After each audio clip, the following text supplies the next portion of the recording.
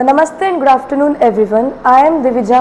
I have completed my 10th studies and for this summer holidays I have came here to attend the Viveka 100% memory to enhance my memory. I am here to explain the first lesson from biology, cell, the fundamental unit of life. Here I would be covering some important points from this lesson. Before starting, let us understand the history behind the invention of microscope. The first microscope was invented by Anton van Leeuwenhoek. He was inspired by the lenses which was used to see if there are any insects on the cloth. Then he prepared a microscope using a biconvex lens. There are two types of microscope, a compound microscope and an electron microscope. A compound microscope can magnify the things up to 1000 times than its original size. The principle behind it is that if a thing is kept between the focus and the pole, it magnifies and gives a virtual image. Now the electron microscope. The electron microscope can magnify the things up to 2 lakh times than its original size. Cell. How the cell was discovered? Cell was discovered by a scientist named Robert Hooke in the year 1665. He used his own built microscope to see the thin slice of cork, and he saw that there were dead room-like structures and hence named it cells. This is the history of cells, how it was discovered. Now, there are various shapes and size of the cell. Why the cells are so small that we have to look in microscope?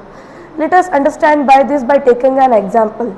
If we take a cube which has a 30 centimeter length cube with side 30 centimeter, then its total surface area is 30 into 6 5400. But when we divide this cube into small cubes of length 10 centimeters, then its total surface area increases into 16,200 centimeters square. Here the total surface area has been increased by 3 times without changing the volume. Therefore, the cells are so small that it can perform two functions. One, it helps in diffusion and transportation of materials. And two, the cells are the small structures from which tissues, then organs, then organ systems and then organisms are built. Let us understand the structure of a typical cell. A typical cell consists of a cell membrane, a nucleus and protoplasm. These are the three main important things in a cell. Let us understand each organelle one by one. Cell membrane. Cell membrane is a delicate, flexible outer covering of a cell. It protects the cell and does not allow the protoplasm to flow outside the cell. This cell membrane is a bilipid layer which consists of hydrophobic and hydrophilic layers. The cell membrane is also called as semi-permeable or selectively permeable membrane because its main function is that it allows only the selected materials to go in and out of the cell.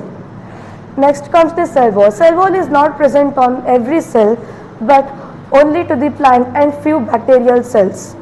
It is outermost layer which is more rigid and more protective than the cell membrane. It is made up of cellulose. Next, the protoplasm. Protoplasm consists of nucleus and other cell organelles which are living things.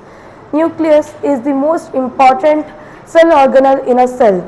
Nucleus controls all the actions and functions performed by a cell. It also contains the DNA and the hereditary information required by a cell.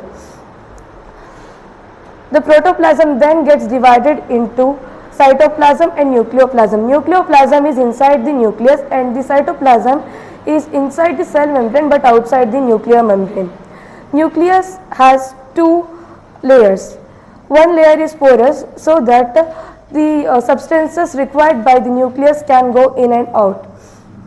The cytoplasm. Cytoplasm consists of various cell organelles like mitochondria, Golgi complex, lysosomes, ribosomes, etc. Let us understand one by one.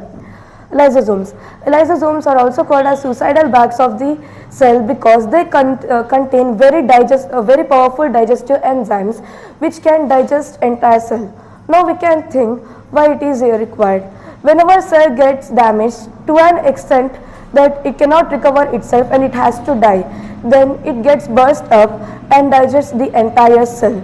Ribosomes. Ribosomes are membraneless structures which are responsible for protein synthesis. Golgi complex. Golgi complex acts as storing and packaging material. Then comes the endoplasmic reticulum. Endoplasmic reticulum is attached to the nucleus. It has two types, rough endoplasmic reticulum and smooth endoplasmic reticulum. Rough endoplasmic reticulum looks rough under microscope because ribosomes are attached to it, hence it looks rough. Smooth endoplasmic reticulum looks smooth because there are no ribosomes attached to it. The main function of the rough endoplasmic reticulum or RER is that it has to synthesize proteins. SER or smooth endoplasmic reticulum produces lipids and fats. These lipids is also used for making cell membrane. In liver cells, the smooth endoplasmic reticulum performs a very important function, that is detoxifying materials. Mitochondria. Mitochondria is responsible for the energy required for the cell. It produces ATP, adenosine triphosphate, which is responsible for the main energy which the cell requires. Next, centriole. Centriole appears only in the animal cell and it is important while the cell division or the reproduction in the cells. Plastids. Plastids are cell organelles which are only found in plant cells. There are three types of plastids. Chromoplasts, which gives all the other colors other than green to the plant. For example, for the fruit, for the flowers, there are different colors which are imparted by chromoplasts. Chloroplasts. Chloroplast imparts only the green color and it is present in the chlorophyll. Then leucoplast. Leucoplast acts as storing material. Then peroxisomes. Peroxisomes helps in detoxifying the things which is mainly present in kidney and liver. Next comes as the complexity of the organism increases, a single cell cannot perform all these functions. There are two types of organisms, unicellular organisms and multicellular organisms. Unicellular organisms comprises of a single cell which can live on its own independently. Multicellular organisms consist of different cells which build tissue, organ and organ systems which perform particular functions. Hence, we all as human beings, we know that we have different organs and organ systems, but they are built up of cells which particularly do that function. Thank you.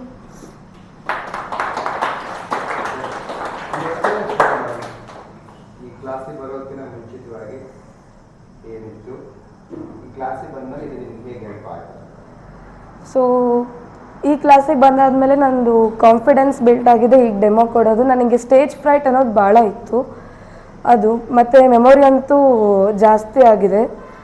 ಮತ್ತು ನಾನು ಭಾಳ introvert ಆಗಿದ್ದೆ ಮೊದಲು, but ಇಲ್ಲಿ ಬಂದಾದಮೇಲೆ new friends ಮಾಡಿಕೊಂಡೆ. Like only memory ಅಲ್ಲದೆ ನನ್ನ own ಲೈಫಿಗೂ ಸ್ವಲ್ಪ ಭಾಳ ಇದು ಹೆಲ್ಪ್ ಆಗಿದೆ.